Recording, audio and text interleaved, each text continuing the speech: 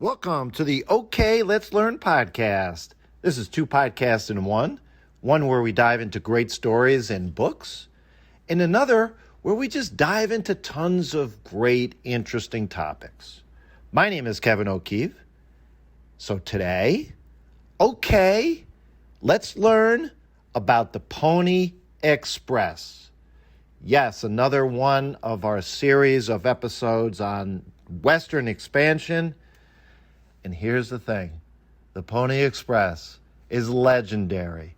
It's so much a part of what we think about when we think of the wide open frontier, the Wild West, and the excitement, the adventure, everything that we think about in terms of the legendary status of men who braved everything. But listen, it only lasted a year and a half. It started in 1860 and was done with in 1861. Very simply, it was just mail delivery, but it was more than that. It was a way to get letters from Missouri to California in only 10 days. Prior to this, it took forever. Now, in our last episodes, we talked about the Claremont with Robert Fulton, watching steam conquer the Hudson, and then we had DeWitt Clinton, and he dug the Erie Canal, and he turned New York State into an empire state. Yes, these stories were about speed. And like I said, now we jump forward to 1860, but speed is even a bigger problem.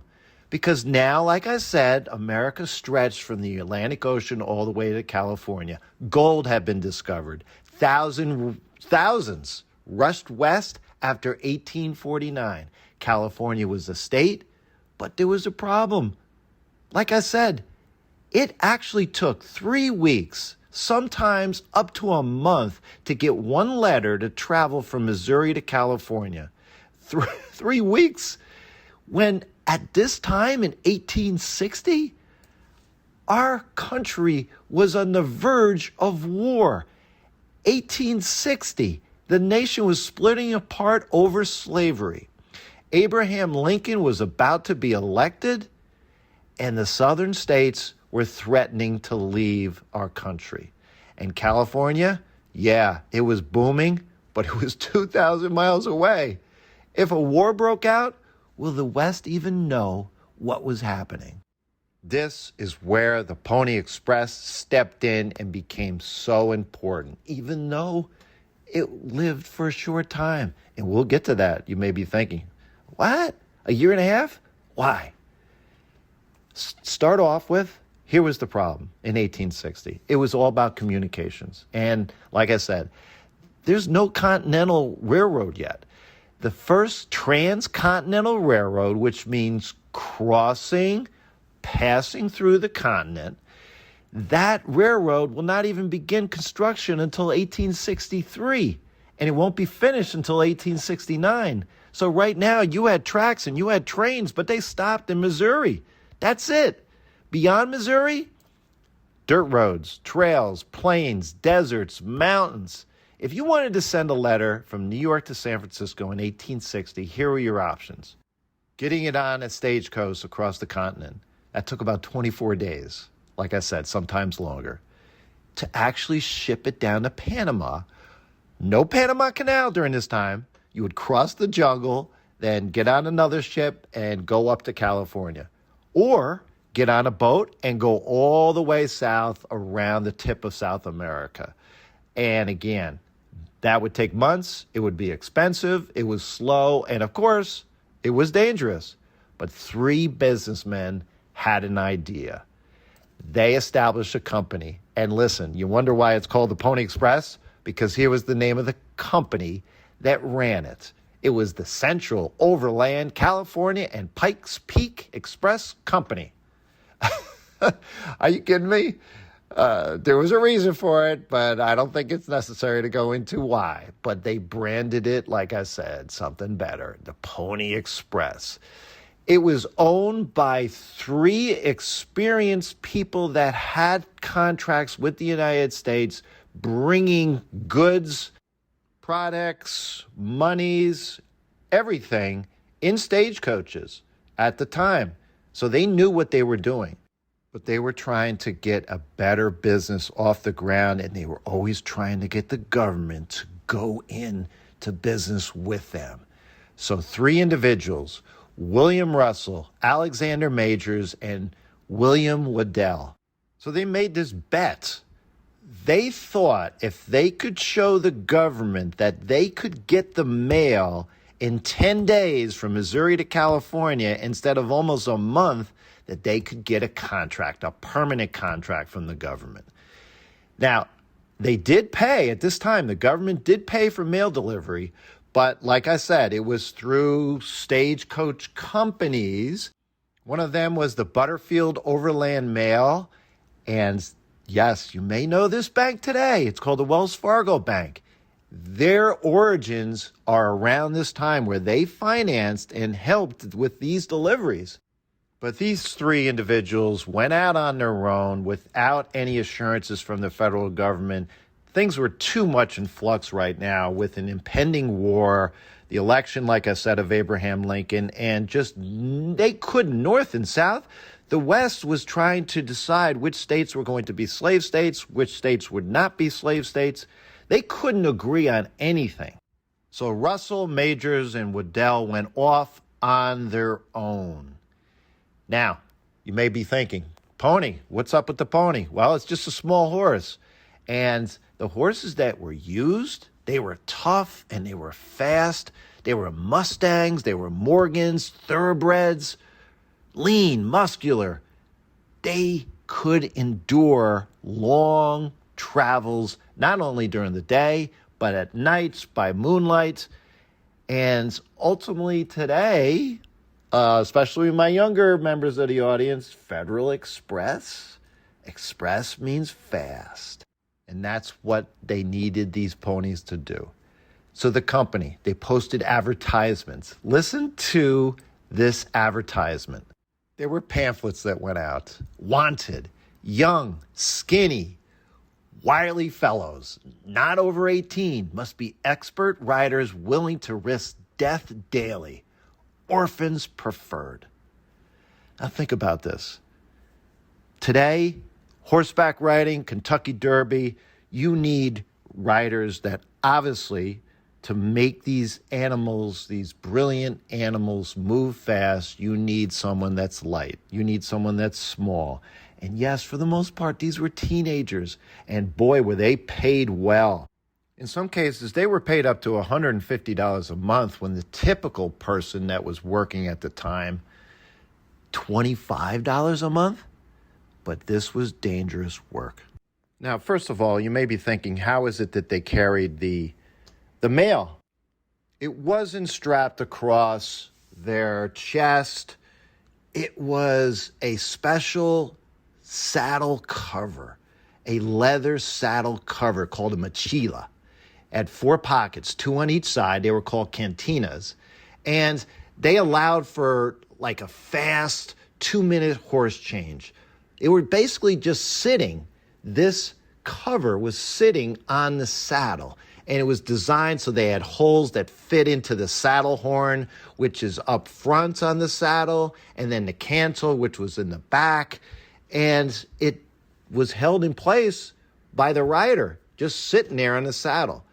These cantinas were locked, and the most valuable part of this whole journey is making sure that this mail stayed intact with the weather, with horses running off, anything. So the mail was intact inside these pouches on the saddle.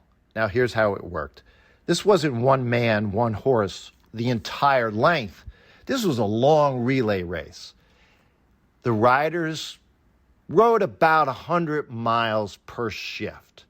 Every 10 to 15 miles, they would stop at what they called a swing station. There were 2 rest stops, basically. And in this case, they weren't resting. They would just quickly jump off, and then in less than 2 minutes, they would mount a fresh horse. These swing stations were all about getting new horses because the horses really couldn't run at full speed for more than 10 to 15 miles.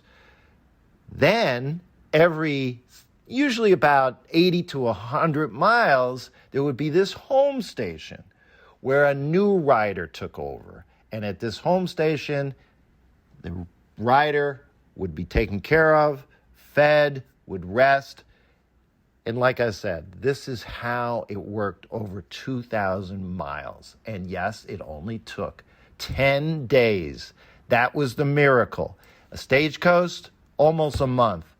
Going from through Panama, almost a month. Round Cape Horn in South America, all the way, more than just a month. You're talking about 2 to 3 months. And yes, 10 days. The cost, like I said before, it was expensive. It cost in today's money about $150. And a lot of people couldn't pay that.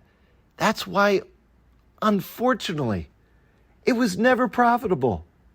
Without the help from the government, there was just too many people. And it wasn't just the riders. It was all the horses that they had to purchase, maintain. People at each of these rest stops had to, they were like chefs. They would maintain the horses. Number one, make sure they were healthy, feed them. And then they had to feed and provide for the riders along the journey. There were 190 stations. There was almost 500 horses and 90 different riders. And yes, even blacksmiths, like I said, support workers, chefs, and people just needed to keep records. This was an expensive proposition. What did they have to deal with? 100-degree desert heat, floods, rattlesnakes, wolves, obviously wild animals. You had blizzards in the Rockies. And yes, you had conflict with the Indians, the Native American tribes. During this time, there was a lot of tension conventions going on with the settlers that were encroaching on the Native Americans' lands. This was out in the Nevada Ruby Valley, the western part, the last part of the journey. And yes, the trail went right through this time period. It was the Paiute Uprising. The Paiute tribes that were not really one tribe, but multiple tribes that were fighting with the settlers. And some of these Pony Express riders were caught right in the middle. There was one story, true or not, it's somewhat debated with historians, but true or not, this was a fact. There were a half dozen riders that were killed by Native Americans in this year and a half, and one was known as this rider named Billy. As the story goes, he's going through the trail, and Native Americans start attacking him, coming after him. And he realized at this moment his horse wasn't going to be able to outrun him. He lets the horse run free. The horse continues on his way. He hides behind some rocks. He only has so many bullets in his chamber, and you had more Native Americans. He ended up killing 5 to 6 of the Native Americans, but they overwhelmed him. He was found, unfortunately passed away on the trail later on. And yes, his horse made it to the next stop, the mail, intact. Another rider who became famous, lived through this time period, Buffalo Bill. He was known as William Cody, and apparently he was claimed to have ridden 300 miles in less than 20 hours on an emergency run. Whether that's exaggerated or not, it became part of the legend. He had a circus-type show that included Annie Oakley, a gunslinging woman. The show became very popular throughout the West, and with Annie Oakley, became memorialized in plenty of plays, even on Broadway, still to this day. And then, of course, there was Mark Twain. He actually wrote a book. It was called Roughing It, of his travels through the West.